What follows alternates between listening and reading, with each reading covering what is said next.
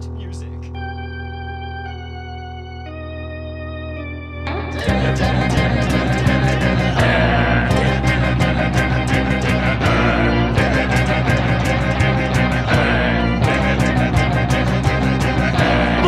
He's not a bat, he's a man who fights crime. And we're gonna watch him fight for a minute at a time. With John and Niall and a guest who doesn't rhyme. It's Bat Minute!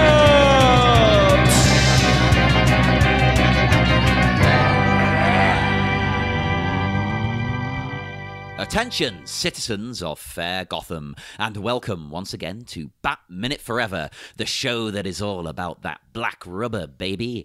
I am one of your hosts, John Parker. And it's the co-host, because chicks dig the co-host. I am Niall McGowan. Oh, is that how it works, yeah? Everyone's into the co-host, not the person introducing the episode. God damn it. But, so they tell me, anyway. I've seen no evidence of this in real life, but I've been told by firm sources that is the case. Well, let's wait till Wednesday's episode where I am technically the co-host because I'm not introducing, and then we'll see. That'll be the proof. The proof is in the pudding.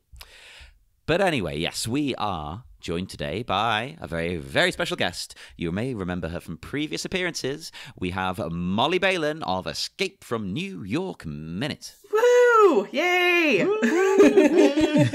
You weren't from that show last time, but that's your new show, and it's great, and it's a great movie. So everybody listen. Yeah. And watch Molly, the film. you specifically asked for these minutes as well. So now I'm curious. It's like, why these minutes of all the minutes and of all the crazy crap in Batman Forever? Why were you were instantaneously like, oh yeah, go for that. Like that's the scene I want to deal with. You know, I just find it to be an interesting dynamic between the two of them. And it's very straightforward in a way, in comparison to the other relationships that he's had. And for some reason, I find it fascinating, and even just reviewing these minutes, because like I love this movie. I saw it when I was 16 when it came out. I saw it. I had my first kiss after, so I have all these really like tender emotions. So I think I just had this association with like the sweet lovin's. And black rubber as well. And and we should talk about that. Oh, yeah. Well, the minute in question, the minute we are talking about, is minute 19. And it starts with unbearable sexual tension. And it ends with a disrobing. The sexual tension just gets even more unbearable. In lots of ways. You could argue in any way. Yeah, it's unbearable to many people. I will open, though, these minutes just as a preface, so you know exactly what's going on as well, Molly, but because we mentioned it last week. But one of the big things about this scene in particular is that originally in the script, this scene was supposed to come way, way later in the film. This was supposed to be after the circus scene, after Dick Grayson's been with living with Bruce for a while and stuff, and it's kind of becoming quite evident in some of the. I think they had to ADR some stuff because in the previous minute we didn't actually really talk about it, but Chase Meridian's like, oh, last night at the bank, Two-Face's coin. And you're kind of watching, it's like, how did she see Two-Face's coin at the bank? She was nowhere near him. He was up in a helicopter, for Christ's sake, which she technically kind of saw him, I guess. But in the original script, it's she says, last night at the circus, I noticed his coin and stuff. Oh. And it's just, the reason that it's kind of important to bring that up, I feel, is because in the script, and presumably when they were shooting this, because I think they just did it in editing, so they could get an action scene closer to the start of the movie by rejigging everything. Basically, then, the motivation of Batman here, while he's being such a dick to Chase Meridian, is mostly because Bruce Wayne fancies Chase Meridian. And she's said to him at the circus, oh, no, I'm kind of seeing someone already. He came out of the sky and bang, and all that. So he's aware, oh, she's attracted to Batman. And the reason, I think, it stresses in the novelization, at least, his motivation for being so, callous with her and stuff, is because she's trying to turn her away from Batman into the arms of Bruce Wayne, basically. Whereas if you're watching it in the movie, he's just kind of being a dick because I guess Batman's just kind of a dick. Basically, yeah, they have a very odd dynamic here, don't they? He seems to like her, but he's he's deliberately being off-putting, which only makes sense in that original order. Yeah. Like, because he is, as you said, he's trying to push her towards Bruce. Whereas in this, why is he kind of trying to dissuade her? Just because he's Batman, he doesn't want to be close to someone, maybe? I think it's more because it's because she's like chase-splaining one of his arch nemesis to him. Like, two faces coin. It's like, it's his Achilles heel. It can be exploded. He's like, yeah, I know. I've fought him before. You think I don't know about Two Faces coin? I'm not an idiot. That's a good point, right? Because at the start of this movie, it implies that Batman and Two-Face have had a history of fighting each other already. This isn't their first rodeo. So, does he not know about the coin? Oh no, I think her entire motivation is like she knows fine rightly that he knows about the coin. She's just bringing him up there like, I need to find any excuse to talk to him. So it's like, oh, hey, did you know about Two-Face's coin? And he's like, yeah, of course I know about Two-Face's coin. Did you know he's got half a face? Yeah. I noticed he was wearing like half of one suit and half of another suit. What's the deal with that? What's the deal with Two-Face? It really reminded me, actually, if you've ever seen Gravity Falls. They have a recurring bit throughout it where Kristen Shaw's character, Mabel, is always trying to get a boyfriend, basically. And there's like, you see examples of her like desperately trying to win people over. And there's like some guy, because she's like a little kid. There's like another kid sitting on a bench with a turtle. And she's like, you like turtles? I like turtles. What is this? And like, that's her opening. But I'm thinking like Chase Meridian is pretty much been like, you know about Two-Face's coin? I know about Two-Face's coin. Oh, it's kismet. Like, oh, we got chemistry up the yin-yang here. What are the odds? But we do start the minute, as we said, on the rooftop. That Chase and Batman are having their little chat. And Batman is annoyed that she's called him in this fashion. The bat signal is not a beeper. Yeah. Like, I get it, because, yeah, people could be out there dying on the streets. But also, I kind of like, when he says it, I'm like, the bat signal is not a beeper. It's like, isn't it though? Like, kind of is. What it is. Like, it's going, hey, Batman, you're needed. Just like, which is what a beeper is for, or was for. Yeah. Maybe that's why like they came up with the bat signal first. He's like, this is a great idea. And then somebody else and some other not Wayne Enterprises company invented the beeper. And he's like, God damn it, that was my idea. Is that the other item that's on Nigma's desk is a beeper? Yeah. Surely this is past the height of the beeper, though. What's this? Like, you know, people were into beepers in the early 90s, I feel. Bruce Wayne's spin on it was like, it would shine a light onto the closest wall next to you with like your name on it. So you're like, or the actual message of the beeper. And so you'd be sitting there, like all of a sudden, like a little mini bat signal would come out of your pocket and be like, oh my God, it turns out I need to pick up milk on the way home or something. Well, that's something that never really came over here. I never really saw anyone with a beeper in my life. Except doctors. Doctors have them. Mm-hmm. Yeah, I don't think... Have you in your life ever owned a beeper, Molly? No. In fact, it's interesting because like 6 years later, I bought my first cell phone. So, I mean, the association with beepers, at least over here, was like you're either a doctor, a lawyer, or a drug dealer. And so beepers had a very either highly professional rep or a really underground sort of rep, because like who needs a beeper really, because you're like, oh, somebody wants something and then I have to go to a payphone to be able to call them back. So that's really interesting you said that, though, because to me, you know, consuming American things through media and culture and stuff, there was a spate in the 90s of every show teen girls had beepers for some reason. So I assumed everyone in America just had a beeper. No, in fact, it was kind of a tongue-in-cheek thing of like, who really needs a beeper? So yeah, that's kind of funny, and this is a dated thing, you know. Bat signal's not a beeper, but yeah, it's interesting because like I didn't have anyone. No one I knew had a beeper. My husband, and he's 7 years older than I am, he had a beeper back in the day, but that's because he was also like running to Mexico for things. So again, it has a nefarious sort of that sounds even more nefarious. Not like he was like, "Oh, I've just been beeped. I've got to go to Mexico for something." Niall, don't bring up the gun running. Shush. But I will defend Chase on this in one way, because there's me going, "Oh yeah, you know, people could be dying. What's she doing?" But at the same time, how do you get hold of Batman if it's like not an emergency situation? Like, is there an alert level on the bat signal? Can you like set the light to not that important? It's a different color. I think it's more like, yeah, he's more, if you need to get in touch with Batman and it's not an emergency, you don't get in touch with him because it's like, I'm not responding to you unless it's life and death. But it could be to do with, you know, maybe Gordon needs him to talk about, there's an event coming up, something might go down. It's not an emergency right now, but he wants to let Batman know.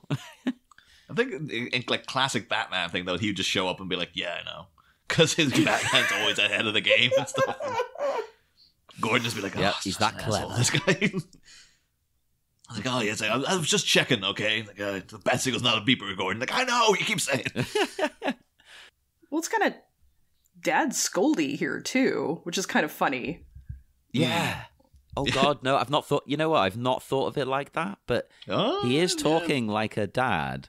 Is it that weird kind of fetishy, like, oh, daddy? Oh, yeah. Because she ain't backing off either. At no point does Chase Meridian seem intimidated by Batman. She's just like, oh, so this annoys you, eh? Like, have I been naughty? Exactly, yeah. I wonder like what her area of expertise in psychology is. Because maybe she's like really into kink and stuff. Like she's done entire papers about people's fetishes and stuff like that. And she's like, I know, because I myself am part of the community. I think if you'd done papers on it, you would sort of become one by default. Yeah. You wouldn't be able to help yourself, surely, at that point. Yeah. Unless it's just like, you know, you're just like, oh, if I have to see one more friggin' GIMP mask today, I tell you, like I've been studying them for so damn long. There's a trend at the moment in like I go to a lot of drag shows and stuff, and you'll have people wearing puppy masks, which is intriguing. What? I don't get it.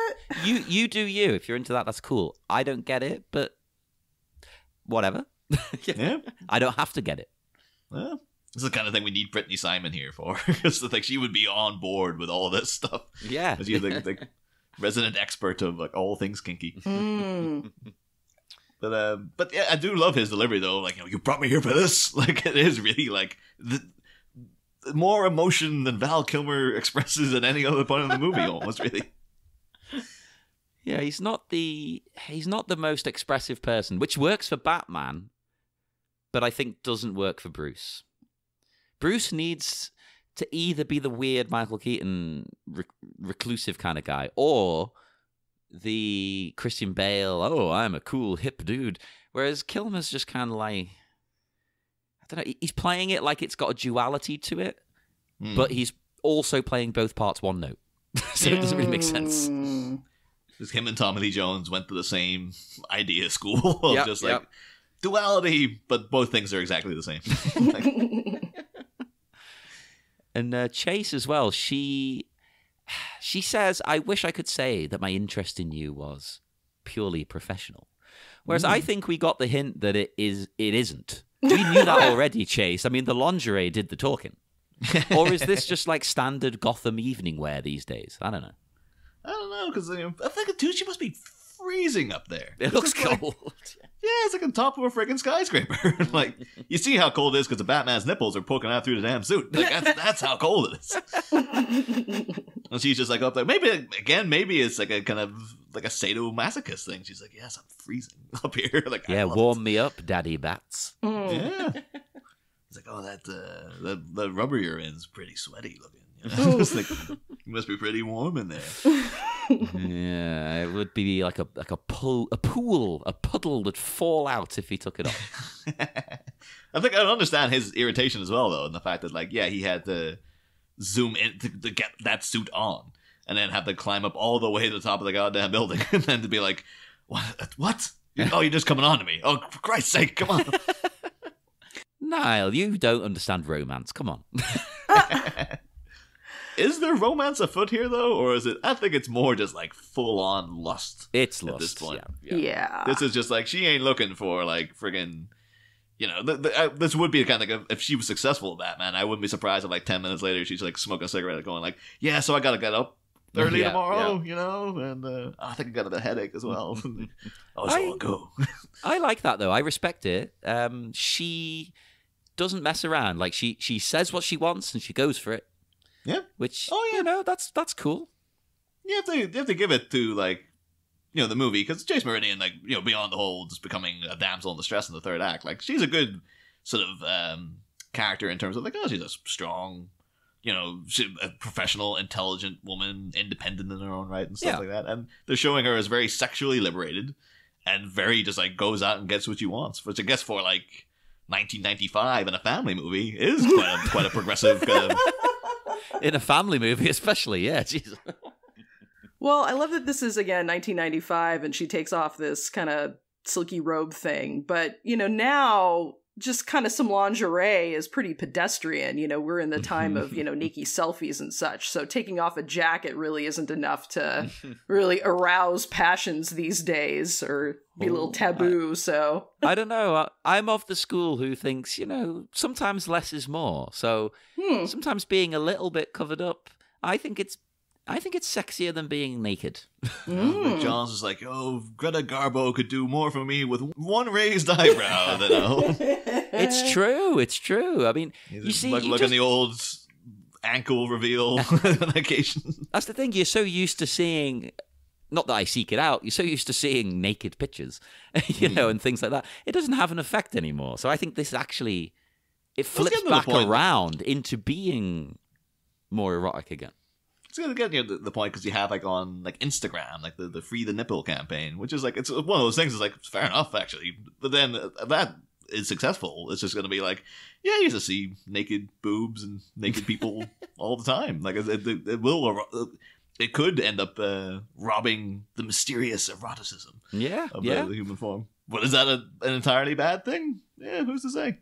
You could make an argument either way, I think. Yeah. And, well, Batman, of course, is in his sexy outfit. And he says back to her, "Are you trying to get under my cape, Doctor?" And this line is so cheesy. Like, it's hilarious. It's brilliantly awful. And he delivers it with total sincerity. That's one of those things, too, like, going from the Bachelor draft to the Akiva Goldsman draft. Like, that's all Akiva Goldsman. This is Oscar-winning screenwriter Akiva Goldsman was adding in chicks dig the car and you're trying to get under my cape, Doctor, and stuff like that. And the commentary, Joel Schumacher's loving it. He's like, oh, Akiva added so much to this script. So much gold. I also don't really understand what he said. Are you trying to get under my cape? It's like, well, under your cape, you've still got clothes on. Yeah. Unless he's really hoping, like, she thinks, like most people do, that I am literally a Batman. So, of course, the abs on the suit and the nipples make it look like this is my actual body. So she's actually thinking, like, under the cape is just this sleek, naked man with a belt tied around his waist and a symbol on for some reason. Well, you are bringing up a good point there of, like, what exactly is he wearing underneath that? Is there like another engineered bodysuit underneath, or is he just free balling it with some talc powder, like under there? So I always pictured he had like a kind of like a jumpsuit, like like underwear, those ones you wear in cold climates, the full body thing. He's got like the old like what do you call them, like the long old-timey johns? long johns just underneath. Like really scratchy long johns. That's why I hate wearing the suit so much. I pictured a very thin material version, not like a thick cotton that you wear to bed. I'm still shocked. Like we discovered last season from certain shots of what Michelle Pfeiffer was wearing, because I was just like, oh, that must be so tight. And then finding out that she had like a white suit, like a white bodysuit underneath the vinyl. I was like, holy crap! It must have been like impossible to breathe in that thing. You've got to smooth the body out. I understand, like they have their reasons, but it's like, holy, that could not have been comfortable. No. With my Halloween outfit of Selena Kyle, I had to have stuff underneath, so it's skin tight. But I had you weren't freeballing it, John. I wasn't freeballing it. I had to have a waist trainer on to like suck, your midsection in, and then hip pads. And then like tights over the hip pads to hold them down. So it's like layers and layers and layers because you need to keep things proportionate and smooth and whatnot. So she'll have been the same. Like, obviously she looks fantastic in it, but that kind of outfit can bring out a flaw in anyone. So you want to keep everything exact. But I have to wonder though, later on, Jim Carrey's in a pretty tight outfit too. Is he freeball? I have to say, Molly, I had never heard the term freeballing before, and now I want to use it all the time. So thank you for introducing me to that. But I have to wonder, like, has he got anything under that, or is he like, no, this is all Carrie? Like, there ain't nothing between me. The only thing between me and the audience is a thin layer of skin-tight spandex. Right, because there's like cod pieces in this, you know, and even to fast forward to the Grayson scene, I was like, oh, I never noticed that. Like, there's cups on everybody here. It's cups all around. So they were fashionable in the 90s, don't you remember? I don't recall that, but I wouldn't be surprised though, like Jim Carrey trying to slip in interviews though, like, I want no codpiece with gin. Like, that was all me. Then couldn't like Joel Schumacher going like, no, he had a codpiece. Like, I don't know what he's telling you, but he definitely did. It'd be a big controversy, like, who's right? Codpiece or no? I was like, Jim, unless you're willing to get it out on camera right now, Dirk Diggler style, then we'll never know. Oh, this episode. Oh, my Lord. Y'all are going to have to do some editing. Well, we do then get the line you keep bringing up, Niall, where he says, it's the car, right? Chicks love the car. Iconic line from this movie, Iconic, but at the same time, like, to me, in my world, in my mind, Batman doesn't say chicks. Oh, 100%. Yeah, it is like no other form of Batman would ever say chicks dig the car. Unless he is trying to be like, again, if we take it in like when they were filming this, their motivations would have been different. So he is trying to repulse her. So maybe he's saying like low key, pretty misogynistic kind trying of, to be a sleazeball, like, oh yeah. Because like back in the 90s though, like chicks was like common vernacular. It was the age of Beavis and Butthead. So of course you got things like people saying chicks all the time. It's only been in more recent years that like I've kind of heard people say like, no, that's not a, you don't call. There's several. You had like the Dixie Chicks and stuff, the nostalgia chick, things like that. Yeah, but if women use it, that's fine because totally, reclaiming it and owning it, you know.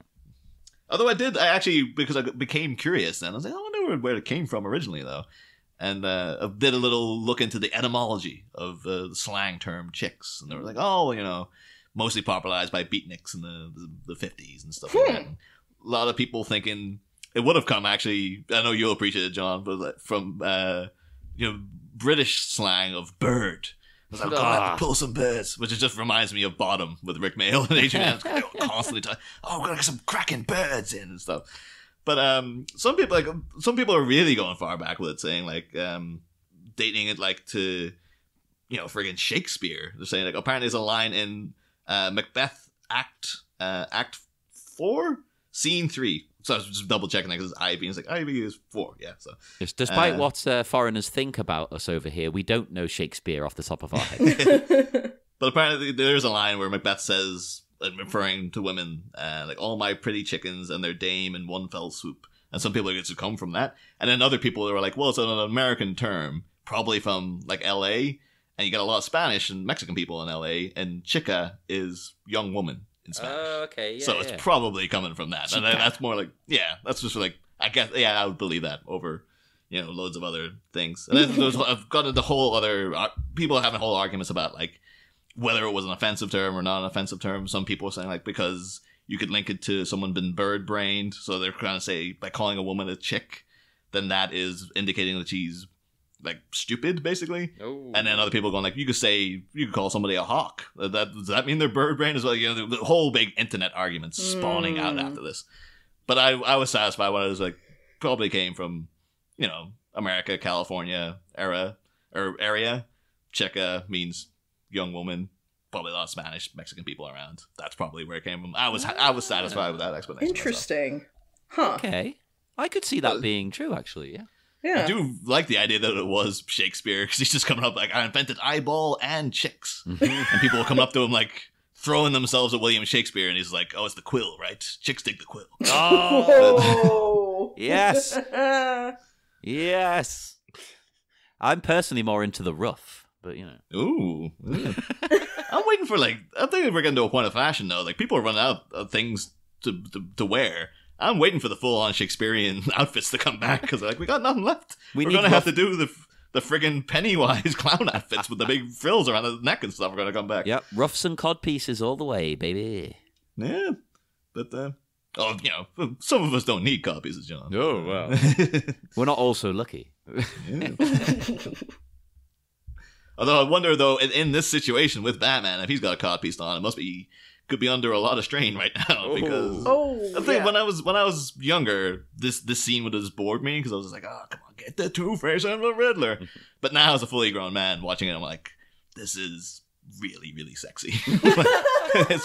I don't know, like if I get it. I don't know if it had the same effect of everyone else, but I was just like, this is up there with friggin' not quite on the level of Catwoman on top of Batman, No, like in it's his not face, like where that was just like crazy level, like, oh my god, this is hot. Right. But like, this is pretty, like, this minute and the next minute are like, I get there would have been a lot of, a lot of dads taking their kids out to see this, and a lot of legs getting crossed at this point in the movie and stuff. Well, I mean, I have another question about the suit in this game. Well, two for you guys. One, how do you feel about the inclusion of the external coin nipple situation?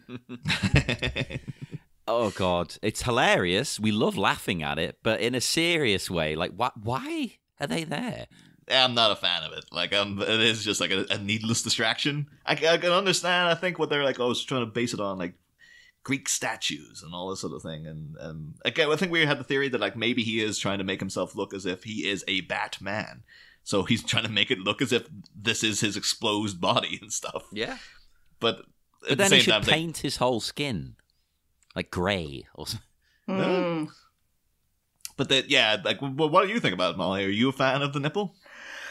I don't know if I'm a fan, but I find it an interesting inclusion. I mean, in general, I will say, and I know that this movie took a lot of shit, and we've got, other minutes we can talk about that too, but I know that we were in a land of darkness with the previous two movies, and then this came in, and this was far more tongue-in-cheek and light and fun. And when this came out, I really embraced that. I really thought it was cool. And even watching this again, even like from get-go, that you have like a joke first thing when this movie starts, which you would never see now, because we're coming off of, and even Ben Affleck is a really, quote unquote dark knight, so to speak. So, but I really dig the atmosphere here, and it's coming up in the next minute, but I really enjoy this kind of cyberpunk neon fused with these really like gothic Greek style images, and the fact that we have costuming that harkens to that, I think is cool.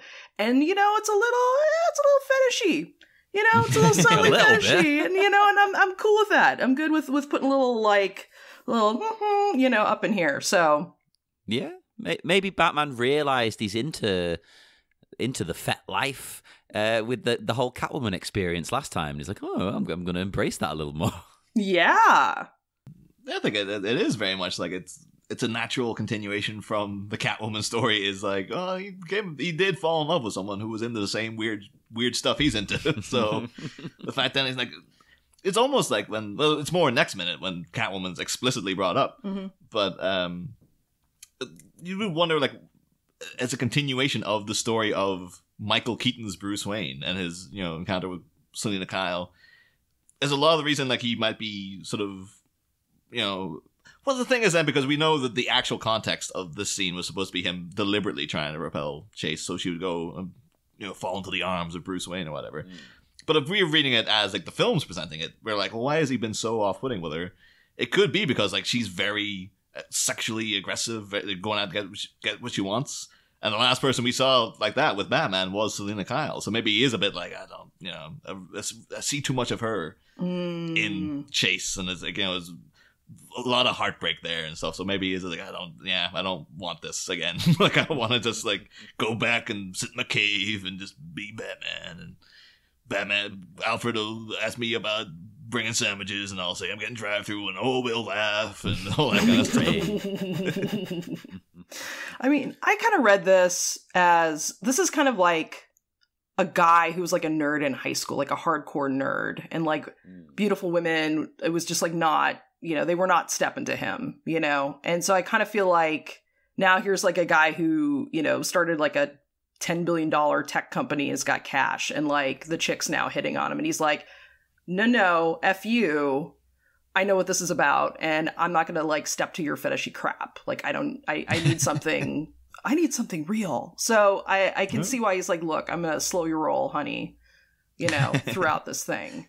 Although I wonder at the same time, maybe between movies, Batman has like, I just had affairs with women who were just into Batman, and they were just like kicking him out of bed as soon as he was done. 'Cause, it was entirely a kink thing. Like, I am not attracted to you as a person, Batman. In fact, I think you're a bit of a dweeb, so get out. Yeah, no, I mean, that's totally fair. It could have happened that, as a younger Batman of, the 20s, in his 20s for whatever reason, like, somebody's just quote unquote super grateful for being saved, and he's like, we'll just roll with that, and it just doesn't turn out very well. So yeah, we don't have that additional context in this. It's interesting you talk about the women being kind of bad there, because we have talked about how maybe Chase liked the bad boys and was trying to fix them. And she does pretty much confirm it here with her little speech about liking leather jackets and motorcycles. Oh, I like the bad boys. It's just the fact that, like, Nicole Kidman saying it, though, was just like, what is it about the wrong type of man? Like, in grade school it was guys with earrings. When I was an adult, it was crazy celebrities who were like the borderline head of evil cults and stuff like that. It's like, really, like, Nicole, like, you have been with the wrong type of man, I feel. But, yeah. Also, the description she gives of the guys that she likes makes Robin seem like a better partner for her. Not that we know about him yet. That's the thing, though. It's just like, maybe if they had successfully conveyed Robin as a younger man, it wouldn't be as jarring, but it is like, she is describing Dick Grayson. Yeah. And frankly, he looks age appropriate for her, because like, he looks like, what's she, like 32? He's like 25. You could go ahead and hook up with him. Yeah, they're not that different in age. He's got an earring, he's got a motorcycle, he's got a leather jacket. I do have to ask, though, like, because let's look this. I have to actually just quickly check here what, because Chase Meridian saying, if, would take her to be the same age as Nicole Kidman, saying in grade school it was guys with earrings. But, like, would that not have been like the 60s and stuff? Would that have been a thing in America in the 60s in grade school? Well, that's a good point, because that was what was also confusing to me, because, like, that was maybe something in the 80s. I'm like, you're describing Bono, basically. And I mean, like, I don't remember, I mean, from the history, I mean, 60s is like hippies. So the hippies weren't exactly, I mean, 50s is more leather jackets, motorcycles, and that kind of classic Americana. What is it? I want to say it's the Runaways, but that's totally not right. The Outsiders. That's what I'm thinking about. Or, Grease, like more of that kind of classic 50s bad boy, which I'm like, really? I think you were born in the 60s, Nicole Kidman, because it doesn't entirely track, but okay. Yeah. I think I just looked it up. 67 she was born. Okay. So it's, just go like it'd be early 70s. Would that have been, I don't know. So I look back at that era, been like, the closest I would have seen to that been portrayed in a way I would like, I guess that's kind of accurate, would be Freaks and Geeks. But then that's 1980, but that's like, that's a few years later. But early 70s, I kind of imagine like American, because grade school is like what, like ages, 6 through 14 or thereabouts? Is that it? Or? Yeah, because grade school for us, and we don't even use the term grade school. Because at first, like, when I was reviewing this, I was like, do you mean elementary school? Like, how many 10-year-olds are running around with earrings, That's what I was thinking. Again, it just reminds me of Bart Simpson, just like, sparkle, sparkle. I'm glad this has come up, because we don't have that term here at all. So whenever I hear it in a movie or a show, I genuinely don't know what they're talking about. I'm very confused by, like, because we over here, we have primary school, secondary school, and then A-level would be like the extension of, like, if you want to leave after the equivalent of the SATs, you can stay on to do your A-levels and then university and stuff. Yeah. But America, like, there's always things thrown out, but like, so you got kindergarten, grade school, middle school, high school. I was like, well, what's this middle school about? Like, where does that come from? Why have they got an additional school out of it? Right, and it's confusing for us because even, and it's contextual to the part of the country. So I grew up with junior high, and junior high was 7th, 8th, and 9th. But I know other people who grew up in California, and they had middle school, which is 6th, 7th, 8th. Like, my nephews have middle school. So I'm like, I didn't have that experience. I don't know what you're talking about. So even for us, there's different educational systems depending on where you are in the country, which is doubly confusing. But then, so how long is... Because, you know, there's so many American teen movies. They make it seem like high school is this big thing. But is high school literally like 2 years? Because over here, like, high school is when you're like 10 to 17, basically. Oh, like, wow. Interesting. It's a long, long time. But Yeah, it's like, yeah. So is it, 3 in to America, 4. is it literally 3 to 4 years Yep. in high school? Okay. Well, All right. technically, though, Niall, when we were kids, it was till 16. Because you technically left school at 16, but everyone stayed on to do extra stuff. Oh, yeah. But I think now they've changed it so it's 18. I think, but I'm in my 30s. It's a long time since I've been at school. Kids these days with their education systems. See, we have Although that I did option also- too. Yeah. Sorry, go ahead. Oh, no, I was just going to say, I did, in checking to see what year Nicole Kidman was born, also checked Chris O'Donnell. She's 67. He's 1970. So she totally should be hooking up with Dick Grayson. Yeah. Because he's exactly the type of guy that she's would describing. that would be a great twist at the end of the movie. Like, you know, she's gone through all this, and then as soon as she lays eyes on Dick Grayson, it's like, oh, this is the guy. Like, God It damn turned out, like, the whole time, like, yeah, when the Riddler had them captured, when they're in those tubes, they're just, like, kind of talking across the room. And they're like, hey.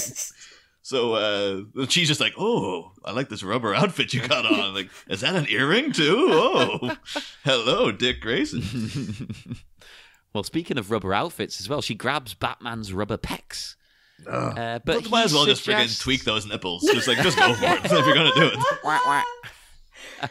But he suggests that her kink should probably be fireman because he says there's less to take off. And my initial thought was, is there?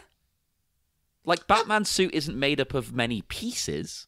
Think of the fireman's like helmet, the jacket, the big trousers with the braces on, or suspenders, if you want to call it that. Yeah. Then I guess the undergarments.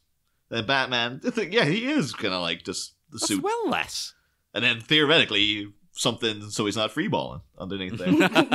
But Batman. Maybe he's just trying to like, I know fine rightly how much firemen wear. Like, I'm just trying to get rid of this woman. I think that's what it is, because they wear a lot more. And I looked into how much it weighs, because I was interested. You know, these rabbit holes we descend down. So the total weight of a firefighter's PPE, that's the name of their equipment there, it depends on the tools they need, obviously. But a basic PPE, helmet, hood, pants, coat, gloves, boots, air pack, that's about 45 pounds. And then if you want to add the tools they need thermal imaging cameras, radio, a box light, irons, they've got an axe, blah, blah, blah. It goes up to about 75 pounds. Damn. So I think getting all that off some guy, no matter how sexy you think he is, that's going to be a pain. Well, I do know, actually, a friend of mine she's become a firefighter. Out of nowhere, like in their late 20s, just like, I'm becoming a firefighter, like out of nowhere. Ooh, and she's physical. like insanely good shape. Like, you know, seeing the picture she posted of herself, like she's like, she could, break me in two, basically. She's that. You were given physically strong, a so. hell of an advertisement for this person right now. There's a lot of people who are like, please, if this person is single, like...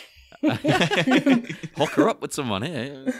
But the thing with it, because she's a bit of a goth as well, so it's just weird that like I knew her from university, so like, oh, she's real goth into like a razor head and stuff like that, and then like turn around a couple years later and she's like, oh, she's very, very into physical fitness, and now she wants to be a firefighter. It's like, oh, this is just such a U-turn. It's not a thing you would expect to come from this person. That's cool. I like that. That's not playing the stereotype. Like, you can still be a goth and be fit. Yeah, but yeah, I understand her training regime was like merciless when she was talking about it on social media and stuff. So I was like, yeah, that's like, unless Batman's counting like, oh, every single thing he puts in the utility belt, I think plus you saw at the end of the freaking last movie, he can rip that mask straight off. Yeah, Like, it's, you could probably rip this whole thing off in one go just to get it on. yeah. Goodness. Yeah. Well, speaking of weights, when I was looking online, just kind of some general trivia stuff, the suits are like 41 pounds. So really, it's kind of sounding like firefolk have much more weight and many more items to have to pull off. So this doesn't quite stand up. Yeah, Batman. So lying. As Chase Meridian went into those, like, I've dated firemen, and let me tell you, it ain't like, I have to take off this, I have to take off that. Blah, blah, blah, blah. It's not worth the hassle. I do love that he's attempting his Commissioner Gordon out as well. He's like, yeah, usually Gordon wouldn't turn around and I'd be out of here. But he keeps trying to leave and she's just like not letting him get out of sight. So he's just, oh, God damn it, Jesus. Come on, lady, let me go. I don't understand what gets said now, right? Because there's a little exchange where it's, my life's an open book. You read? And then the response, I don't blend in at a family picnic. Well, that's the thing. What? Like, for my entire life up until, doing this minute, I always thought she said, my life's a book, open book, you read it.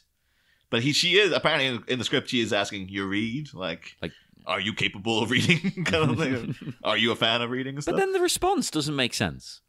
I think because, she's swerving. What he originally says, like, she's like, oh, pity, I can't see behind the mask. And he's like, oh, we all wear masks, Dr. Meridian. Like, oh, my life's an open book, you read. And then he's just going for, like, different tactic. I don't blend in at the family picnic and stuff, so... I can forgive that myself, but That confused me. I still that makes a bit more sense, but I'm still kind of like, this is odd dialogue. They needed another pass at this. Oh yeah. Well, this is Akiva Gold, like Oscar-winning screenwriter Akiva Goldsman's contributions there. Well, then you get we'll give it a try. I'll bring the wine. You bring your. What's it gonna be? What's it gonna be? But I at least like that she's following on from the picnic thing. So that makes sense. There's a flow. The thing is, as well, is like I could totally imagine Adam West's Batman at a picnic as well. Like he wouldn't blend in, but he would show up, and he'd bring something nice as well. Ooh, like Adam, I think he would be the guy there with like a nice, Dauphinoise potatoes or something.